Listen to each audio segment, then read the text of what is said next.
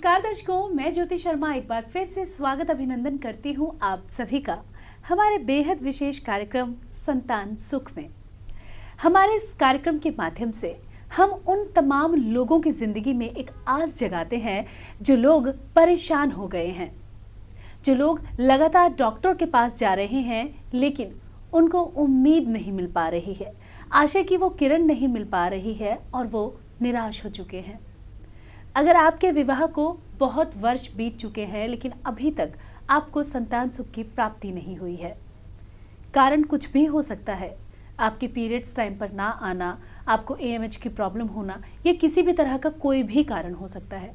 अगर आप भी इन परिस्थितियों से गुजर रहे हैं तो हमारा आज का ये कार्यक्रम बस आपके लिए है, क्योंकि कार्यक्रम के माध्यम से आपको बताया जा सकता है कि कैसे आप अपनी इस समस्या को दूर कर सकते हैं, कैसे आप अपने घर में एक संतान सुख को प्राप्त कर सकते हैं, कैसे आपके घर आंगन में एक नन्हे मुन्ने बच्चे की किलकारियां गूंज सकती हैं। तो हमारे साथ कार्यक्रम में बने रहिए और आपके तमाम सवालों के जवाब देने के लिए, आपका मार्गदर्शन करने के लिए और आपके घर में एक नन्हे मुन्ने बच्चे की किलकारियों को गुंजवाने के लिए इस वक्त हमारे साथ स्टूडियो में मौजूद है डॉक्टर नरेंद्र राठी जी। चलिए सबसे पहले मिलकर स्वागत करते हैं डॉक्टर नरेंद्र राठी का। डॉक्टर साहब, बहुत स्वागत करूंगी कार्यक्रम में आपका।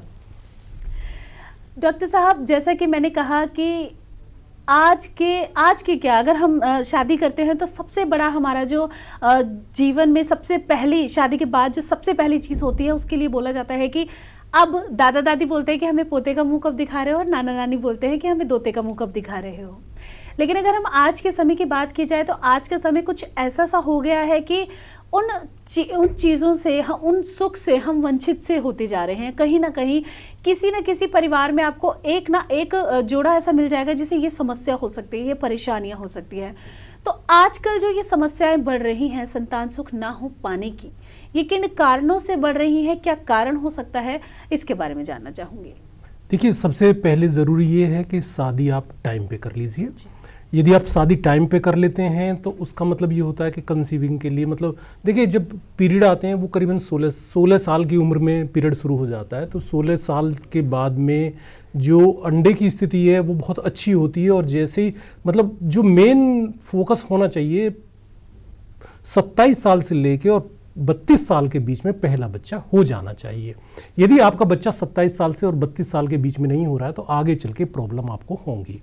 तो एक तो शादी समय पे कीजिए और ज़्यादा इंतज़ार नहीं करना है, पहला बच्चा आप जल्दी से जल्दी कर लीजिए और 2-3 टेस्ट आप अपने ज़रूर करा लीजिए, जिसमें हम लोग बार बार बताते हैं कि AMH का टेस्ट ज़रूर होना चाहिए और साथ साथ में आप एक अंडे की क्वालिटी ज़रूर देख लीजिए कि अंडा रैप्चर हो रहा है या नहीं हो रहा है। तो ये 2-3 चीज़ें होती हैं। और थोड़ा सा जो आपने अभी एक शब्द बोला, निराशा से दूर रहें, आशावान रहें।